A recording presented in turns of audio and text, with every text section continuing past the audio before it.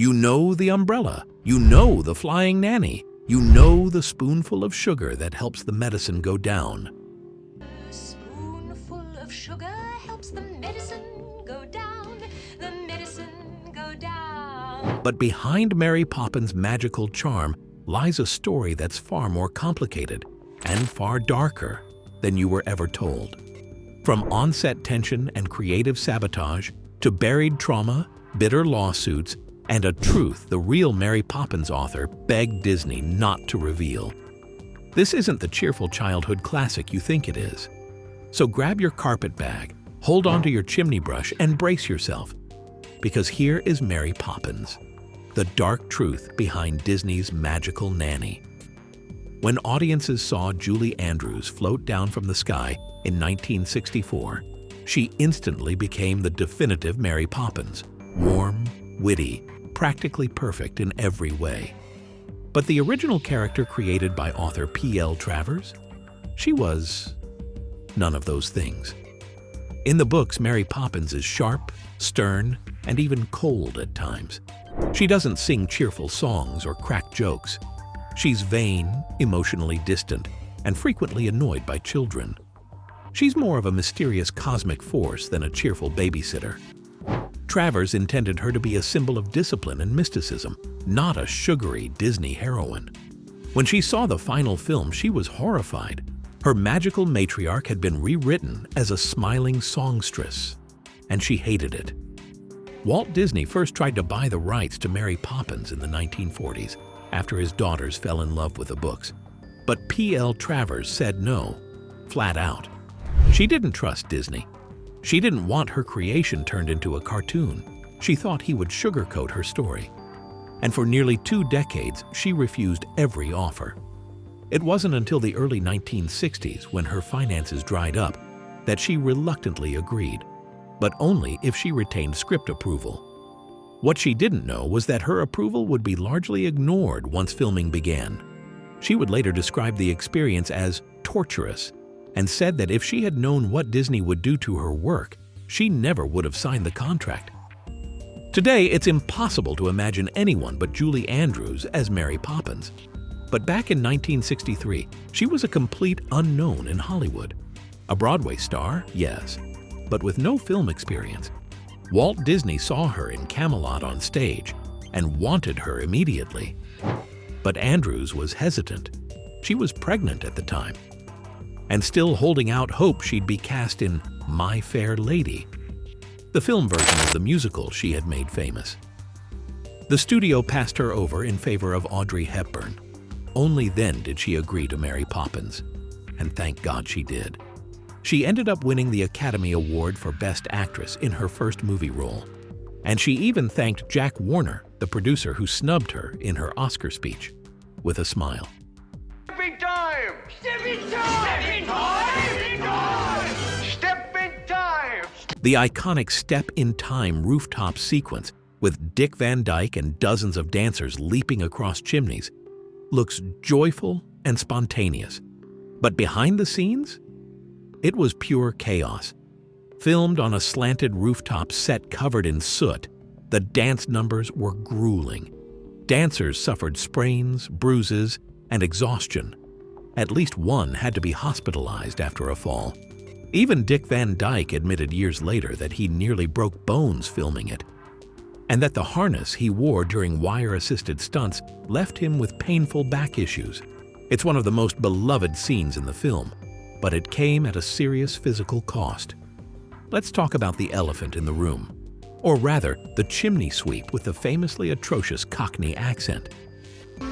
Miss Locke likes to walk in the park with Andrew. Dick Van Dyke's portrayal of Bert is full of energy and heart, but his attempt at a London accent has been widely mocked for decades. In fact, a 2003 poll voted it the worst accent in film history. Van Dyke himself has apologized for it many times, saying no dialect coach was assigned to him, only an Irish stagehand who did his best. He even poked fun at it in Mary Poppins Returns. And yet, despite the mangled vowels and bizarre phrasing, audiences adored him. Sometimes, charm trumps accuracy. One of P.L. Travers' biggest concerns was that Disney would cartoonify her story. She hated the idea of animation being used in Mary Poppins. So what did Walt Disney do? He promised her there would be no animated sequences. Then he went ahead and filmed one of the most elaborate live-action animation hybrids in cinema history.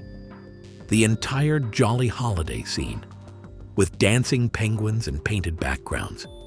Travers was furious when she saw it at the premiere. Legend has it that she stormed out of the theater and demanded the scene be cut. Walt's reply? Pamela, the ship has sailed.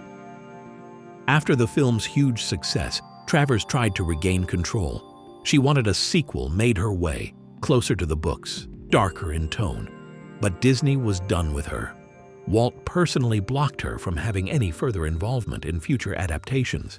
In fact, when she attempted to make demands about script and casting approval for a sequel, the studio simply said, "You're not welcome." She spent the rest of her life deeply embittered by what she saw as the Disneyfication of her legacy. Even when Cameron Mackintosh wanted to adapt Mary Poppins for the stage in the 90s, Travers' will required that no one from Disney be involved, unless the story stuck to the tone of the original books. Karen Dotrice and Matthew Garber, who played Jane and Michael Banks, seemed like the perfect screen siblings. But behind the scenes, their experience was far more intense than anyone knew.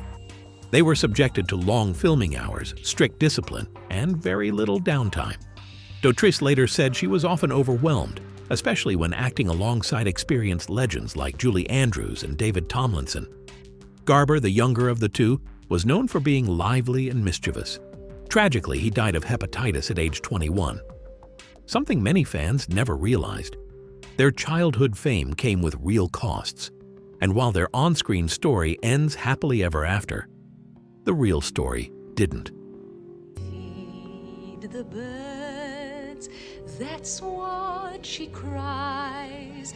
While Feed the Birds might seem like a gentle lullaby in the middle of a whimsical movie, but Walt Disney saw it as the emotional heart of the entire film.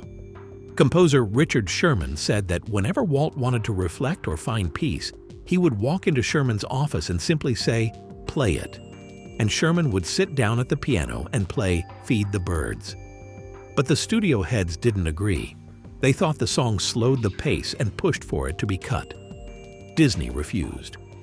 It was one of the few times he overruled the executives with no debate.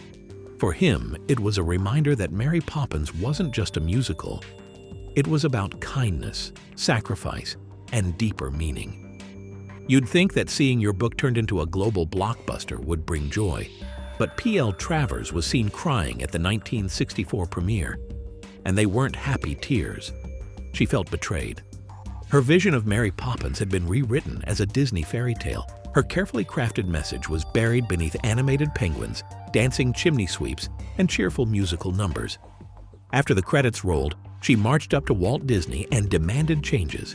He smiled and said, "Pamela, that's what the film is now." She returned to England devastated and refused to ever speak positively about the film again. The magical Nanny had become a cinematic legend, but for the woman who created her, it was a dream turned nightmare. Behind the magic and music of Mary Poppins lies a story filled with control battles, broken trust, creative rebellion, and personal loss.